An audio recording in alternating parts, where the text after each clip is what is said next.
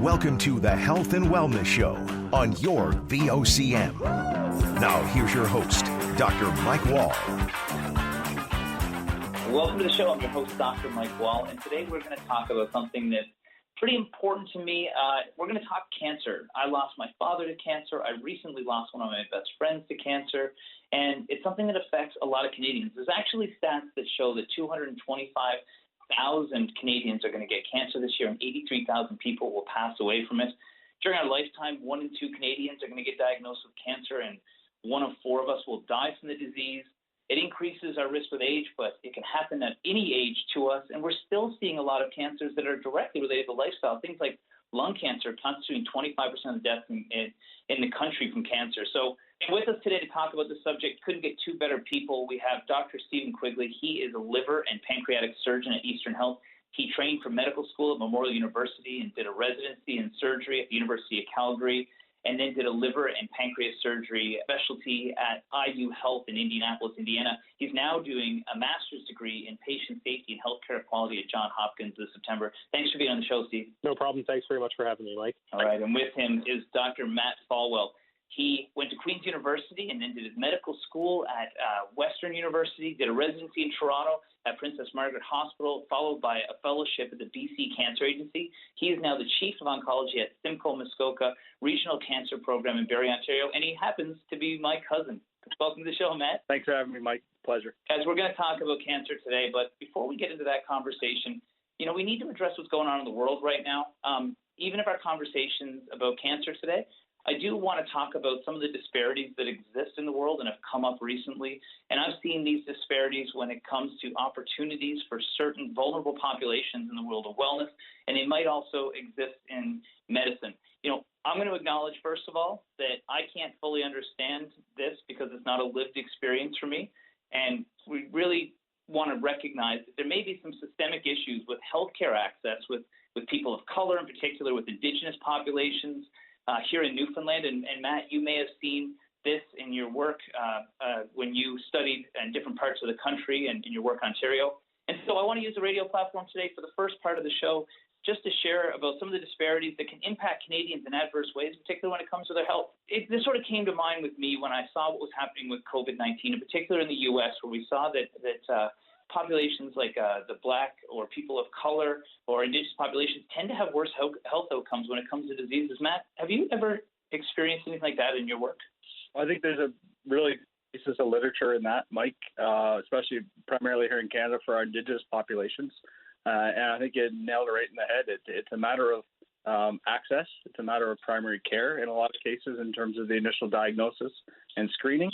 And then obviously socioeconomic barriers that people are living and breathing every day. And it's something where, again, access to care and access to primary care is key, but also some of the social determinants of health really do provide actual risk factors to developing certain cancers. So what would be some of these risk factors that we would see in different populations? Right. So, other than purely an access issue, meaning people don't have access to family physicians or nurse practitioners for the primary care, they can often fall through the cracks of the screening programs when it comes down to it in terms of mammography. People that don't have good access for family practitioners and primary care also don't get their pap smears done, which is one of the few screening mechanisms we have that actually improves survival outcomes and improve time and time again. The same with colonoscopies. All the general screening is a lot harder if you don't have someone navigating that. And especially with regards to our indigenous populations, there's often a disconnect between more traditional healing and traditional care that's just not there in terms of bridging that gap between Western medicine for a lot of folks. And especially in our neck of the woods here, it's a relatively large population between the local reserves here. And it's something that is continuing, trying to find different ways to help people navigate through that system. With the Cancer Center, we have and common to quite a few different cancer centers, actually an Indigenous Navigator program where people can self-identify of different backgrounds when they register for their appointments and even prior to. That helps hopefully bridge some of those gaps. Yeah, that's right. And Canada doesn't categorize its patient health records typically by racial background and things like that, and that helps with care and avoiding bias. But at the same time, it can also assist sometimes in making sure that people get the proper care that they need when they may be a vulnerable population. So that's a good point, Matt. What are some of these socioeconomic factors, particularly, like how do they impact people in their decision to go forward with cancer treatment or get access to healthcare? Yeah, so just a purely basic ability to have enough funds to come to the center. It's not nearby. They may have to be in a car. Or some people don't have a car. They don't have a cab. Like, it's not within reach with them. There are certain funds available, but that's limited, and people don't necessarily know how to access. So people will make decisions about their healthcare based on literally being able to take time off work to come. There's a very good study in Newfoundland, is one of the big access ones in terms of getting a cancer center and getting their linear accelerators placed there, was that people were making decisions surgically about getting a mastectomy versus having a breast-conserving approach based on not being able to take the time off for the radiation afterwards. So there's all sorts of those sorts of little barriers, which are big barriers for people. And anyone that's relatively comfortable and stable economically and in their household don't even think about that when they're making their decisions about their health. They're thinking about their health and the best care. The best care is there. It's whether or not we can get people to access it. Right, and that's something that's near and dear to me. I sit on the board for the Canadian Cancer Society, and we have Daffodil Place here where some people can be flown in to go through their cancer treatment and support them during a really trying time that's both trying for their health, but also financially for a lot of people as they go through this dramatic shift in their life. Exactly, and I think one of the bigger navigating aspects of it is often taken up by our social work team. They're pros at making sure people get the forms they need so they can get long-term disability, they can get convalescent care, that people can be at home taking care of their loved ones as primary caregivers, which as a system is really what you want. You want people to be at home, to be closer to home for their care, and to be with the people they want to be with. Steve, have you seen this in Newfoundland in particular? I think I have. I mean, I've only been in practice about 2 years now, but I've certainly recognized that amongst people that live in more rural parts of the island of Newfoundland and Labrador, certainly there is a delay in diagnosis for a lot of these patients. Oftentimes there's a lack of access to diagnostic imaging such as CT scans and ERCP, which is a procedure we form to diagnose pancreatic cancer, as well as MRIs. And often people have to travel a significant amount of distance just to have these tests performed. And I think that ultimately this leads to a delay in cancer diagnosis. In particular, I work around pancreatic cancer, and I think patients certainly see a delayed diagnosis based on their location away from St. John's. Right, and Newfoundland as well. I mean, one of the ways that our population is going to grow is through migration. And there is actually a medical term called the health immigrant effect. And what happens typically when people come to Canada, their health is better than the average Canadian. But as they become a visible minority, their health tends to deteriorate. And some of the theory around that is that they have difficulty navigating the healthcare system. That's not something that's new to them. Matt, have you seen this in Barrie? Well, I think it's the same, whether it's a new immigrant population or underserviced people as it is already. The navigation portion of it is huge, especially if you don't have that primary care provider that can do at least the start of that to make sure everything's ordered properly, getting people into the system so they get efficient access to investigations, as Steve said. It's something where when things need to move quickly in the system, they can, but people need to know or at least have someone helping them through that process. The lack of efficiency and the lack of access really is huge to a vast majority of people, and relatively simple way of intervening and helping through that system would make a huge difference for the vast majority of people. Mm-hmm. And Steve, in Newfoundland, are you seeing this on the surgical side of cancer? Oh, for sure. Only about 20 or 25% of people that I see on average I'm able to offer, an operation for in terms of the liver and pancreas side of things. And certainly I think we definitely reach those numbers. But when I look back through and talk with patients about their journey to diagnosis.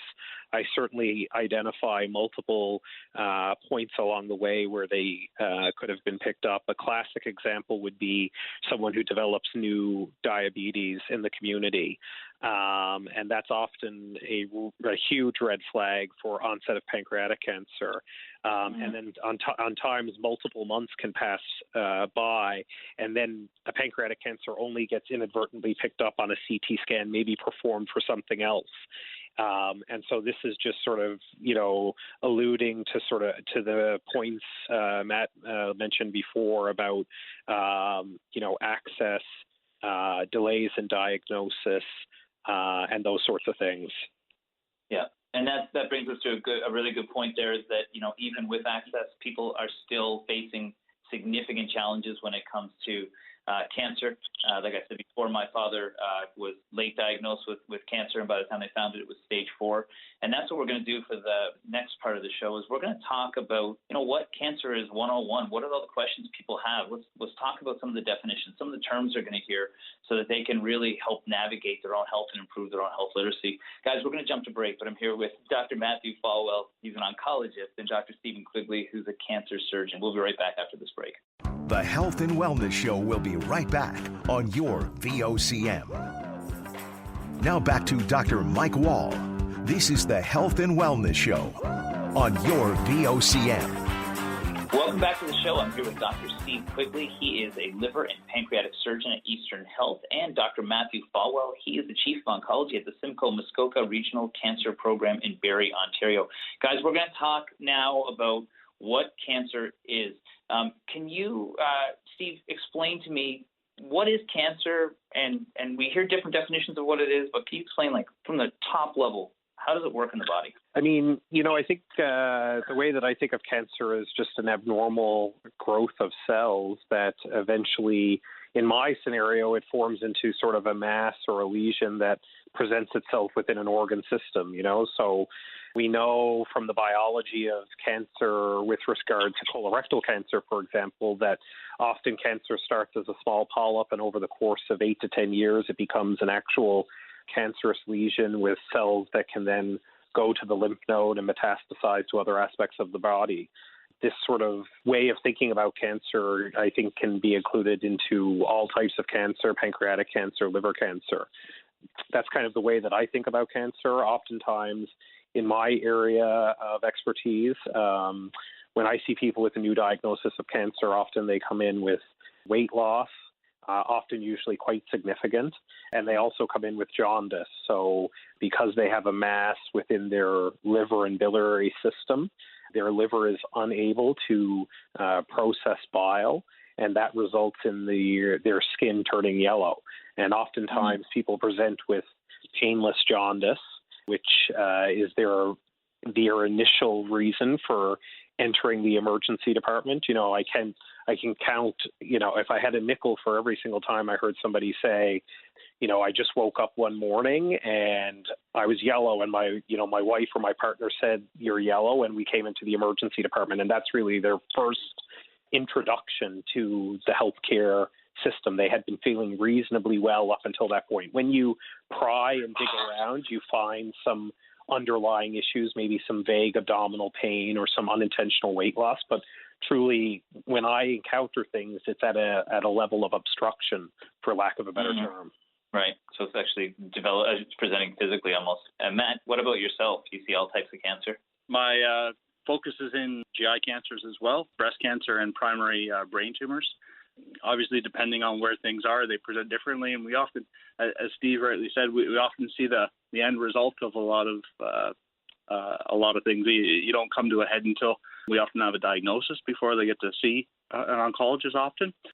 One of the things as well, like I mentioned before, in terms of just basic barriers to care, it has a lot to do with the screening, especially of newcomers to Canada and new populations, or even populations that are not necessarily that are marginalized to some degree. The screening that goes on is very different for folks like that. We've set up, and again, especially with our Indigenous populations, there's a historic trauma associated with anything Western. and trying to engage so that we have real true access for people is very tough sometimes. There's a geographic issue associated with it. We need to be able to provide that care in their communities or in communities as opposed to really forcing them to have to go somewhere. We've started up pap smear screening clinics at all the Indigenous populations here in Simcoe County, which has gone on for the last year or so. But prior to that, it just wasn't happening. So people present with much more advanced disease, and without appropriate screening, you do end up presenting at a later stage, and outcomes are almost always going to be worse. Right.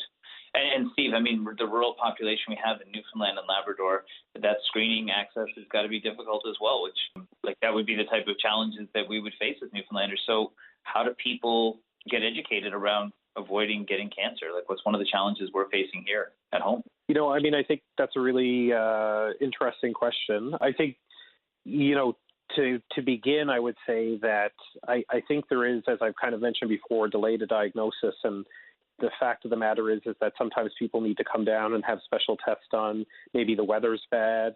If you're coming from somewhere in Labrador, maybe, the planes aren't able to fly for a couple of days, and you have jaundice in a community up there that goes on for a number of days before you can kind of come down and see someone here within St. John's or nearby. And I think, does that change the long-term sort of diagnosis? Probably not. But at the end of the day, it's all about, access to care.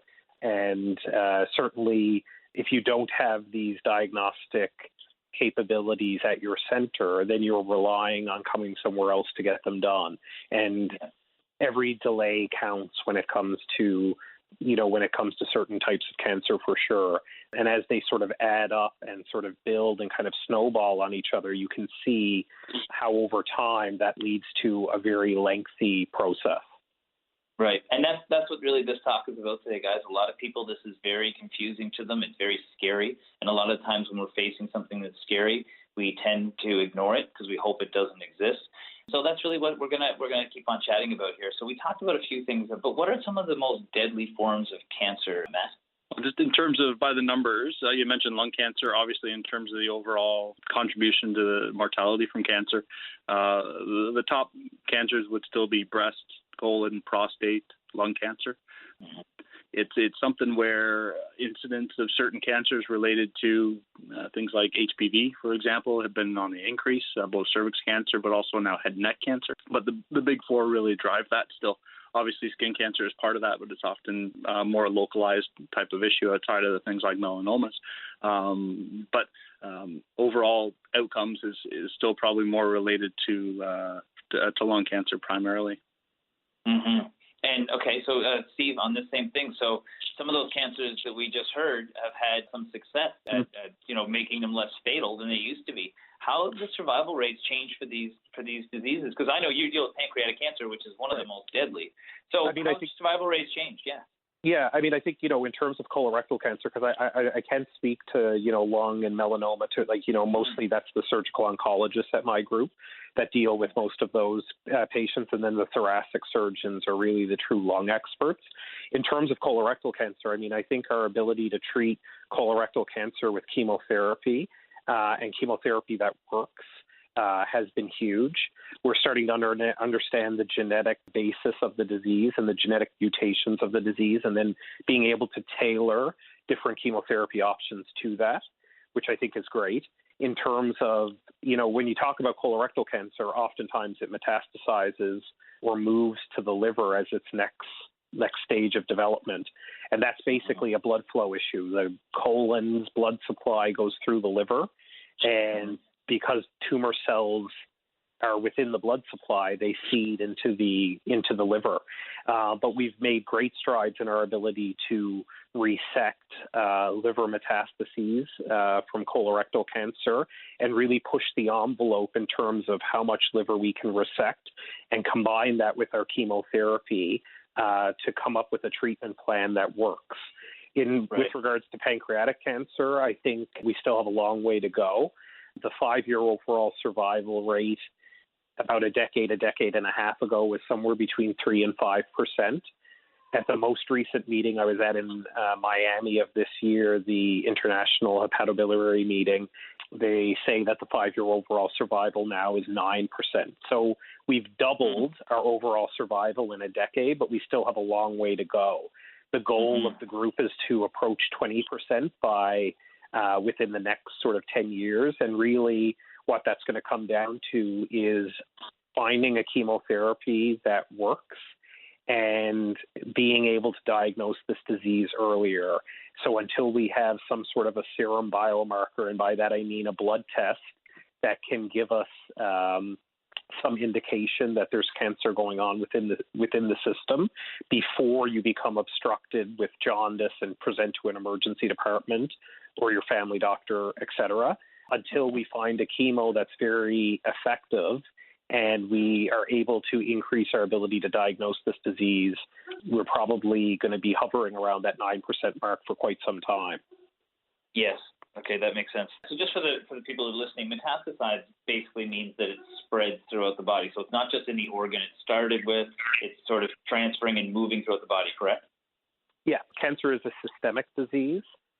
When you operate on an area of cancer, you're often controlling the local environment, but it's a systemic disease, and the cancer cells spread within the lymph nodes and within the blood supply to the organ, and then those cancer cells move throughout the body, oftentimes in a predictable pattern.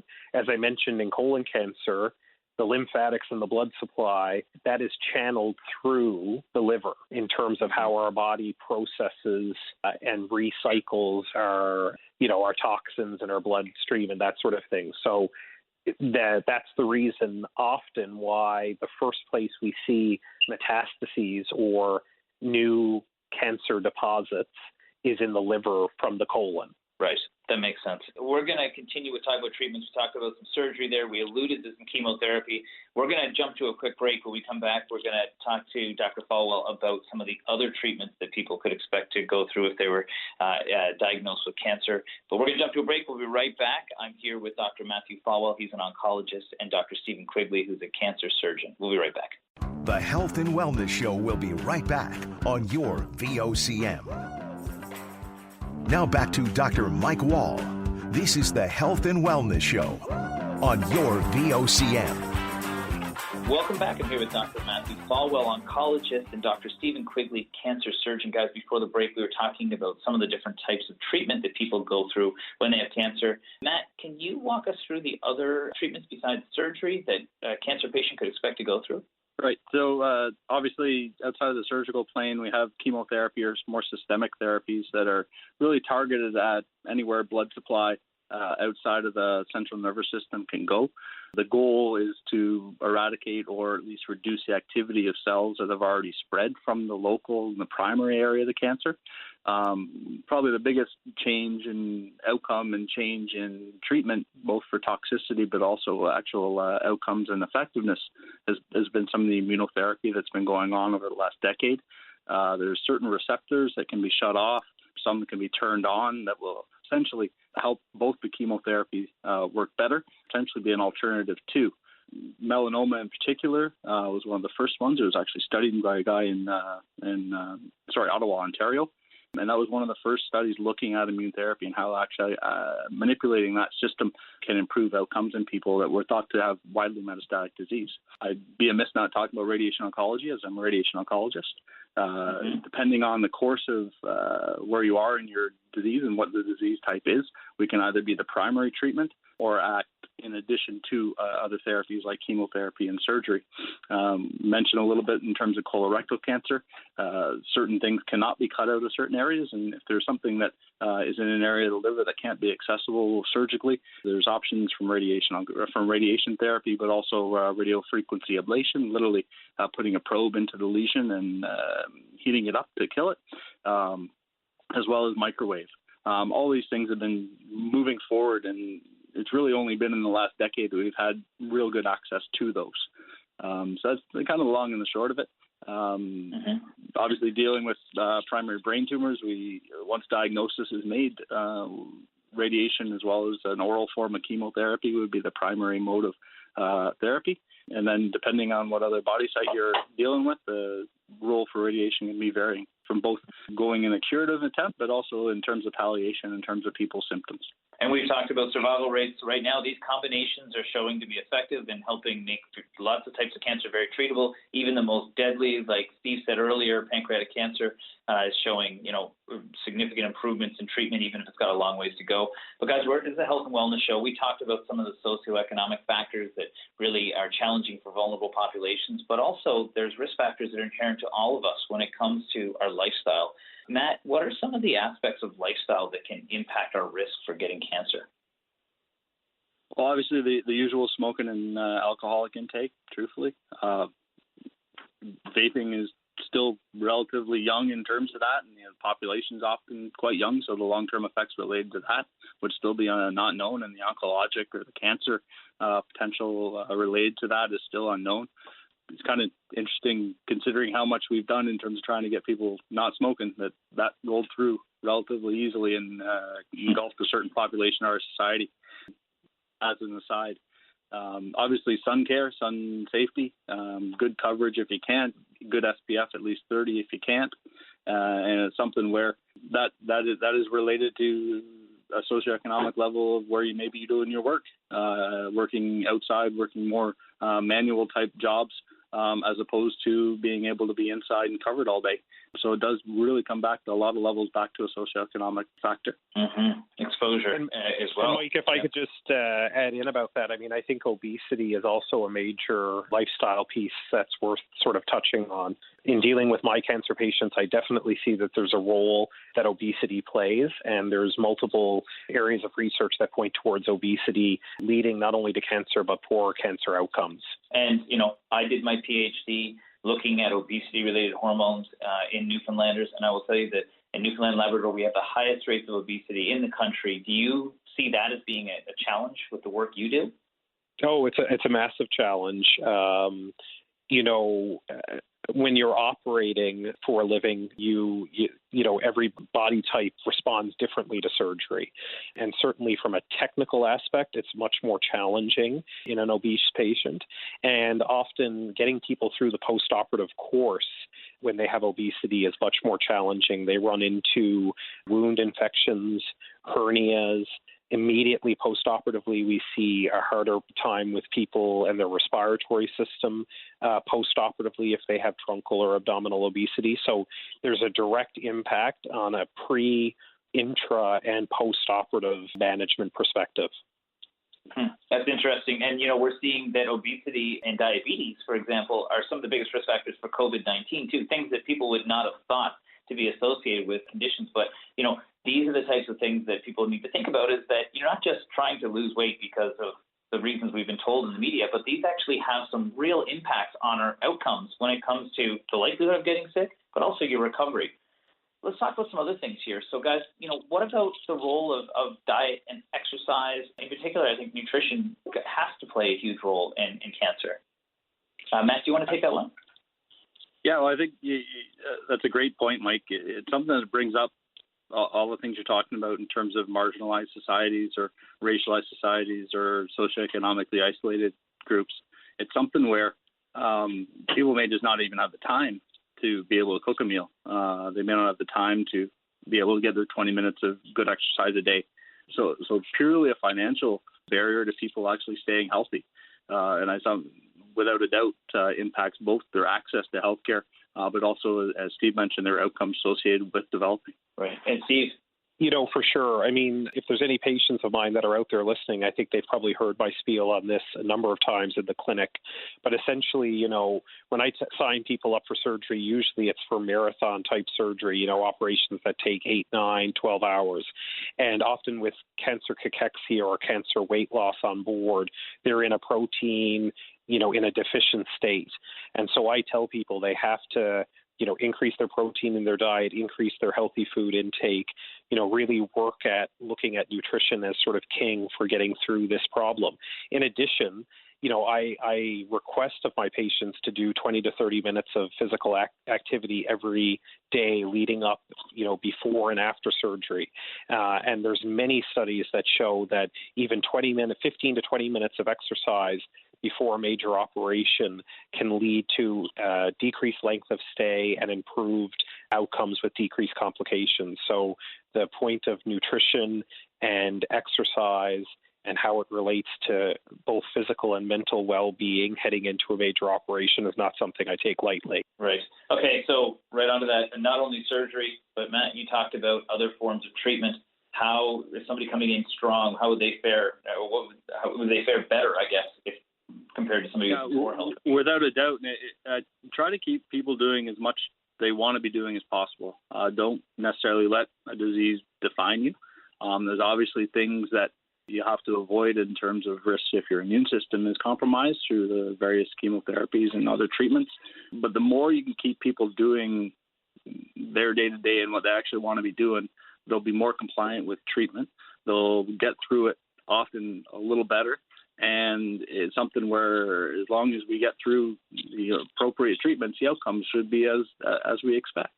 But if there's any barriers to any of those steps along the way, people will have worse outcomes. Right.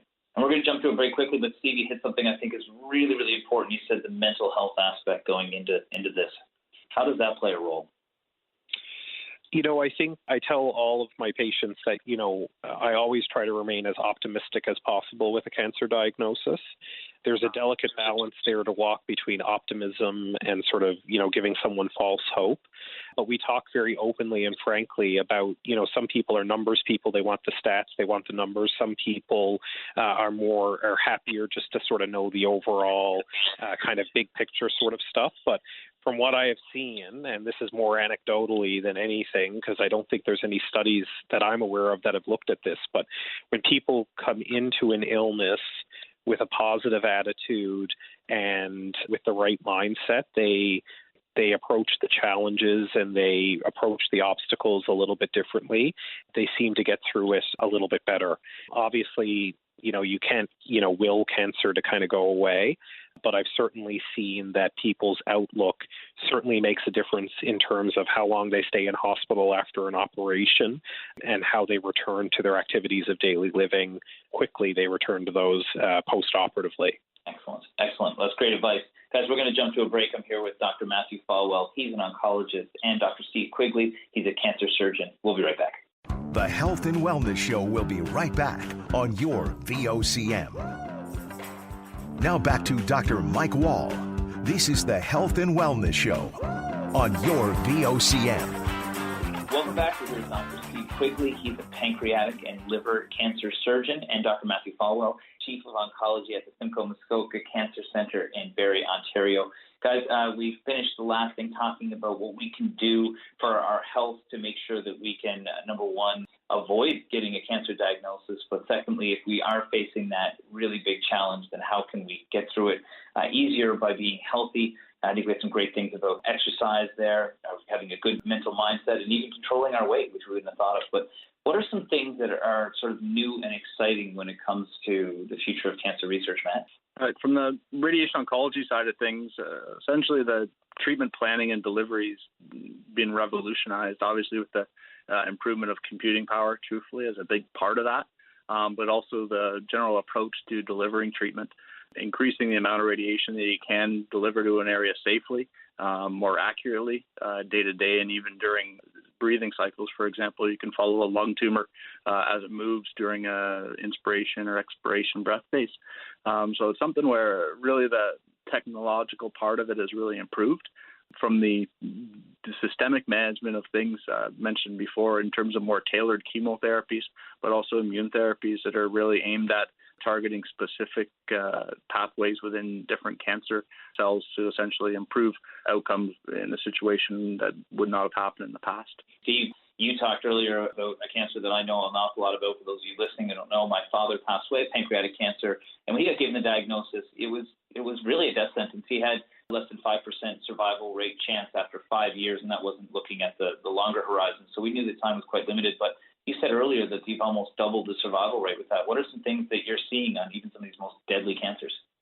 Mm-hmm. Yeah, so, I think one of the things that's really made a difference is obviously we're researching this pancreatic cancer much more extensively and trying to figure out ways to target our therapies. where I trained in the U.S., we were giving people chemotherapy up front before they underwent a surgical resection. And so this has shown, essentially the way that this, or the thought that this works is that it tests the biology of the tumor. So if you have someone present with a pancreatic cancer and you give them chemotherapy, you can actually potentially save them from a major operation if that was never going to help them sort of with their overall long-term survival. So it allows us to sort of learn about the cancer biology. But really what it does is it goes back to the systemic and local discussion that I was having earlier. Cancer is truly a systemic disease. My role in the surgical side of things is to control the local area or the area where the tumor is located and removing it. But the real crux of treatment is the systemic treatment, i.e. the chemotherapy. And so by giving people upfront chemotherapy, we're actually starting their treatment process right away. And, the reality of the situation is, I don't know if your dad had surgery or not, but when you undergo a major operation like that, a number of complications can arise. And if you end up being in hospital for slightly longer than expected, or you have a major complication, or you have some major issues post-operatively, you may never reach a health state where you can receive chemo again.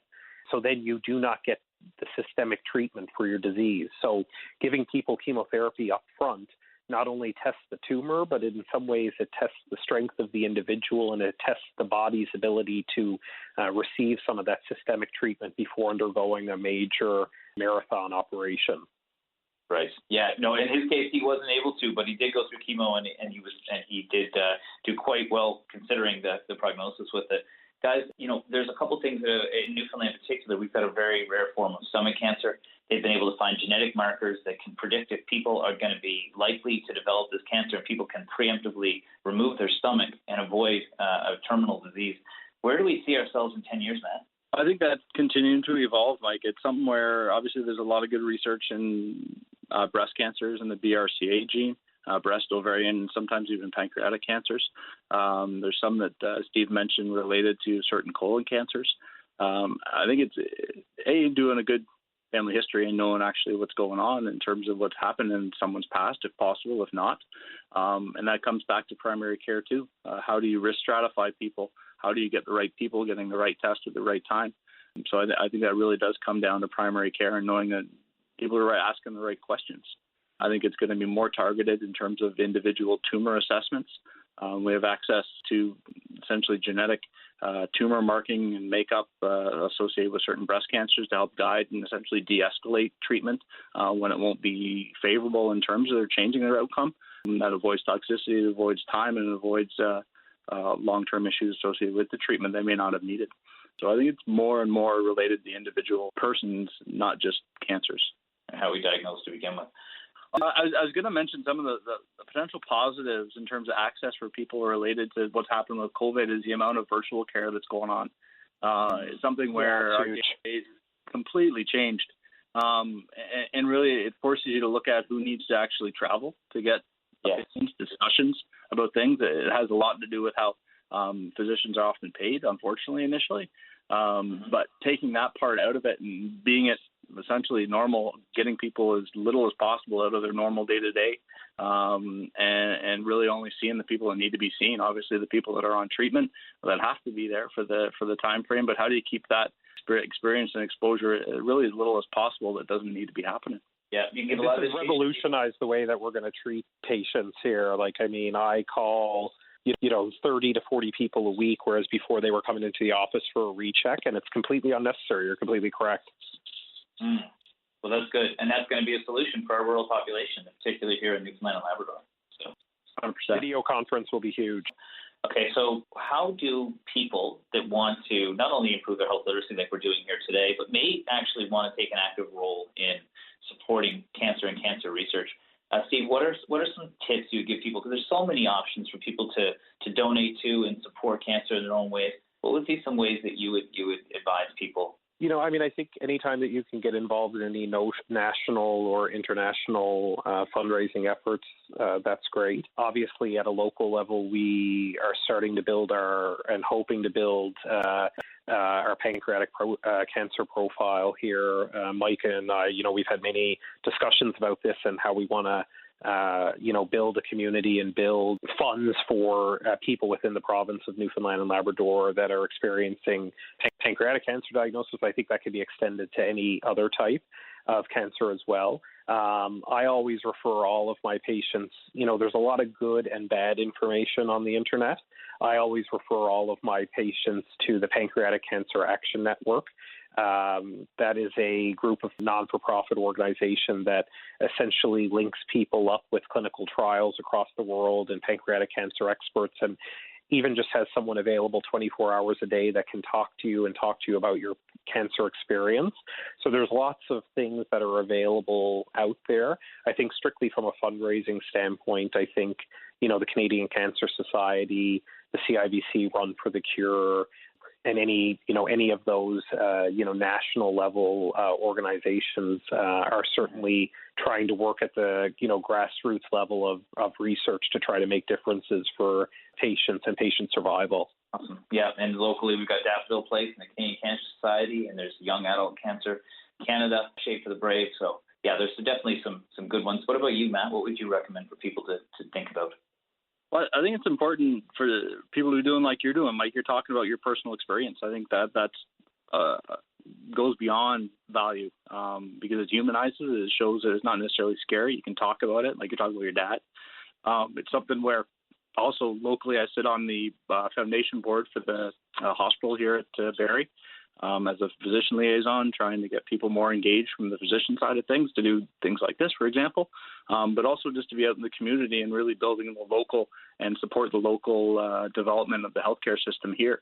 And it's not just the hospital, and it goes right back to primary care. Like, how can we support people in your own backyard? Keep the money where it is and where you know it's going to be used, and really try to support the locals when it comes down to it. Well, we are winding up here, guys, but I got to say this was a great chat. We talked about a lot of things. It's kind of a difficult conversation today when you're talking about cancer, but I think it's really important for people to hear it. Thank you so much for both of you for being here today. No problem. Thanks for having me. My pleasure, Mike. Anytime. All the best to the beautiful people of Newfoundland and Labrador. Yeah, we have to come back for a visit now, as soon as we're allowed to travel again. All right, guys. Yeah. Well, thank you very much, guys. I was here with Dr. Stephe Quigley. He's a liver and pancreatic surgeon at Eastern Health, and Dr. Matthew Falwell. He is the Chief of Oncology at the Simcoe Muskoka Regional Cancer Program in Barrie, Ontario. That's the show today, guys. We'll see you again same time next week for another health and wellness topic on your VOCM.